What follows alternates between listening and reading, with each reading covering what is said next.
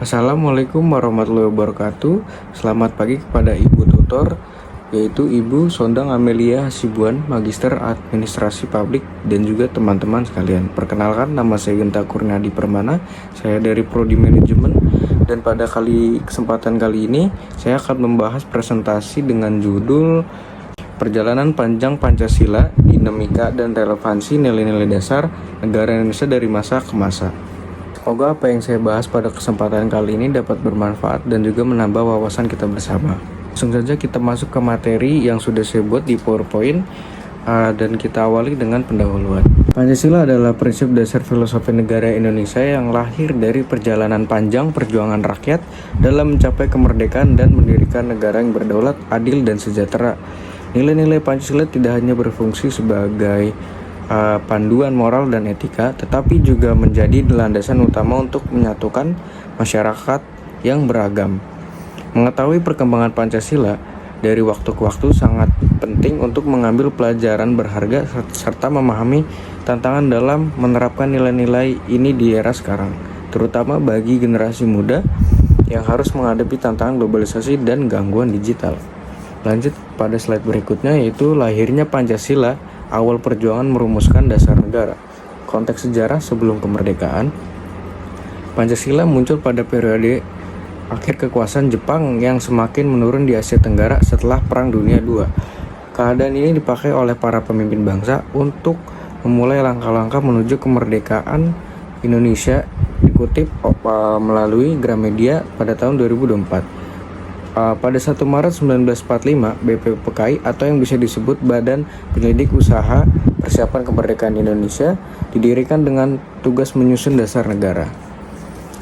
Lanjut pada slide berikutnya, sidang BPUPKI dan pidato Soekarno 1 Juni 1945. Pada pertemuan pertama BPUPKI, Soekarno memberikan pidato yang bersejarah.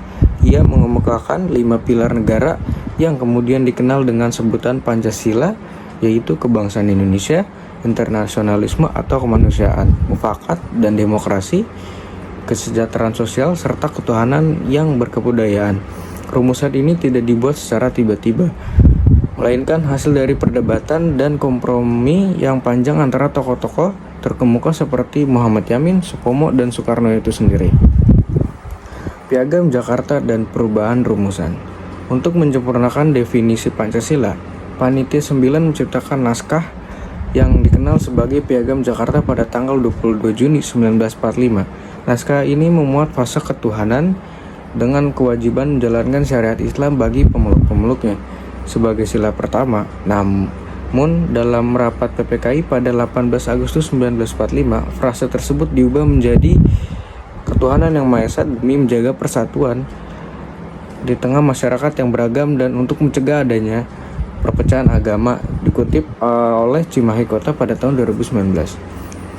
Lanjut lagi, refleksi awal, nilai kebersamaan dan toleransi.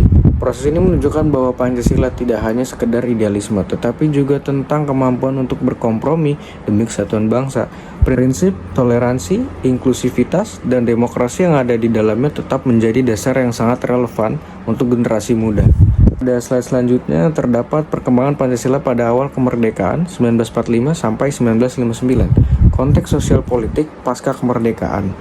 Setelah mengumandangkan kemerdekaan pada 17 Agustus 1945, Indonesia harus menghadapi berbagai tantangan yang serius, termasuk kekacauan bersenjata, perjuangan dalam mempertahankan kedaulatan. Pancasila ditetapkan sebagai landasan negara dalam Undang-Undang 1945 dan berfungsi sebagai pedoman moral serta politik dalam mempersatukan masyarakat yang masih terpecah belah oleh perbedaan suku, agama, dan juga ideologi. Dikutip oleh Suryadi pada tahun 2024. Selanjutnya kita bisa lihat di sini terdapat dinamika politik dan juga konsolidasi. Periode ini juga mencerminkan usaha untuk mempertahankan kedaulatan dan sekaligus menciptakan sistem demokrasi yang baik dengan dasar musyawarah dan perwakilan. Munculnya ide-ide lain seperti komunisme dan Islamisme ekstrim pernah mengancam keberadaan Pancasila sebagai dasar negara. Dikutip oleh Suryadi 2024. Namun Pancasila tetap kokoh sebagai lambang persatuan dan identitas negara. Lanjut pelajaran kritis untuk muda. Generasi muda memahami betapa vitalnya menyeimbangkan hak bersuara dengan rasa kesatuan. Prinsip-prinsip demokrasi perlu diterapkan sesuai dengan nilai-nilai Pancasila supaya tidak berfungsi sebagai pemecah belah masyarakat. Pada slide ini terdapat masa demokrasi terpimpin dan Orde Baru pada tahun 1959 sampai dengan 1998. Demokrasi terpimpin di era Soekarno. Pada era demokrasi terpimpin, Soekarno memiliki peran penting dalam menekankan Pancasila melalui gagasan yang disebut Manipol Usdek yang terdiri dari manifesto politik, Undang-Undang Dasar 1945, Sosialisme Indonesia, Demokrasi Terpimpin, Ekonomi Terpimpin, serta Kepribadian Indonesia. Pancasila dijadikan dasar hukum politik yang menekankan kekuasaan negara yang sentral serta membatasi ide-ide lain yang dianggap tidak sejalan. Era Orde Baru dan internalisasi Pancasila. Era Orde Baru menjadikan Pancasila sebagai ideologi resmi negara yang diinternalisasi secara terencana melalui program P4, yaitu Pedoman Penghayatan dan Pengamalan Pancasila. Ini mencakup pengajaran yang diwajibkan di institusi pendidikan dan dalam pemerintahan. Sasaran dari langkah ini adalah untuk menjamin kestabilitasan politik dan kemajuan ekonomi. Dikutip oleh Yulianingsi 2016. Selanjutnya itu terdapat kritik kritis terhadap Orde Baru. Penggunaan Pancasila oleh pemerintahan Orde Baru sering mendapat kritik karena digunakan sebagai alat yang mengekang dan memaksa keseragaman serta mengurangi kebebasan berekspresi. Prinsip-prinsip demokrasi dan hak asasi manusia seringkali diabaikan demi menjaga stabilitas pemerintahan. Dikutip melalui Budi pada tahun 2025. Selanjutnya itu periode reformasi dan era kontemporer pada tahun 1998 sampai dengan sekarang.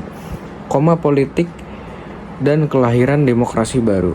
Reformasi pada tahun 1998 merupakan tonggak penting dalam perjalanan politik Indonesia dengan implementasi demokrasi, kebebasan media, dan juga transparansi dalam masyarakat.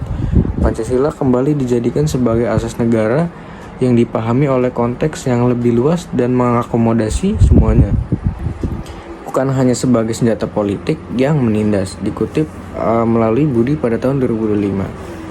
Tantangan baru di era digital. Kemunculan platform sosial dan perubahan teknologi menghadirkan tantangan baru dalam memahami dan mengimplementasikan nilai-nilai Pancasila. Ketegangan politik, sikap intoleran, dan penyebaran informasi yang tidak benar menjadi isu penting yang harus dihadapi oleh kaum muda dengan Pancasila sebagai dasar etika. Dikutip oleh Budi pada tahun 2025. Selanjutnya yaitu refleksi generasi muda. Generasi muda diharapkan tidak hanya mengetahui Pancasila secara teori, tetapi juga mengamalkan prinsip-prinsip dalam kehidupan sosial sehari-hari, baik di lingkungan nyata maupun di dunia virtual. Prinsip kewarganegaraan digital yang berlandaskan nilai-nilai ketuhanan, kemanusiaan, dan persatuan yang diterapkan untuk menghadapi tantangan masa depan yang rumit. Pada slide ke-16 terdapat nilai-nilai Pancasila yang terus menjadi panduan. Pertama itu ketuhanan yang Maha Esa. Nilai ini menekankan betapa pentingnya percaya kepada Tuhan dan prinsip saling menghormati antar penganut agama. Sila ini sangat berarti untuk memelihara keharmonisan dalam masyarakat yang beragam. Dikutip melalui NISA pada tahun 2025. Kedua yaitu kemanusiaan yang adil dan beradab. Ini merupakan dasar untuk menghargai hak asasi manusia, keadilan sosial, dan menjaga semua individu tanpa adanya diskriminasi. Selanjutnya yaitu persatuan Indonesia. Kesatuan adalah dasar untuk mempertahankan integritas sebuah negara, terutama dalam situasi politik dan sosial yang terpecah yang diperburuk oleh pengguna media sosial. Dikutip juga melalui NISA pada tahun 2025. Selanjutnya terdapat kerakyatan yang dipimpin oleh hikmat kebijaksanaan dalam permusyawaratan atau perwakilan. Prinsip utama dalam pengambilan keputusan konstitusional adalah demokrasi yang didasarkan pada musyawarah dan mufakat. Dikutip melalui Malik pada tahun 2020. Kelima yaitu keadilan sosial bagi seluruh rakyat Indonesia. Ini menjadi acuan untuk mencapai kesejahteraan yang merata dan untuk berjuang melawan kemiskinan. Dikutip juga melalui Malik pada tahun 2020. Masuk pada kesimpulan, pembelajaran dan harapan untuk generasi-generasi muda yang ada. Sejarah Pancasila mengungkap betapa besar usaha yang dilakukan bangsa untuk menciptakan identitas dan persatuan yang kokoh. Generasi yang lebih muda seharusnya tidak hanya memandang Pancasila sebagai dokumen ataupun lambang, tetapi sebagai pedoman hidup yang aktif dan selalu berevolusi. Sangat penting untuk menghayati nilai-nilai Pancasila dalam keseharian, terutama di masa disrupsi digital yang menghadirkan berbagai tantangan baru. Dengan melihat kembali sejarah, semangat kebersamaan, toleransi, dan juga demokrasi adalah fondasi kekuatan bangsa yang harus dihidupkan kembali oleh generasi saat ini. Sebagai agen perubahan, generasi muda perlu menonjolkan nilai-nilai moral tersebut untuk membangun Indonesia yang adil, makmur, dan berdaulat. Berikut adalah halaman yang terdapat sumber-sumber referensi. Ya, sampai sini saja pembahasan saya pada kesempatan kali ini. Terima kasih kepada tutor yang terhormat dan juga teman-teman sekalian. Jika saya ada kesalahan ataupun kekurangan pada pembahasan kali ini, sekiranya tolong dimaafkan dan juga diberi masukan. Terima kasih.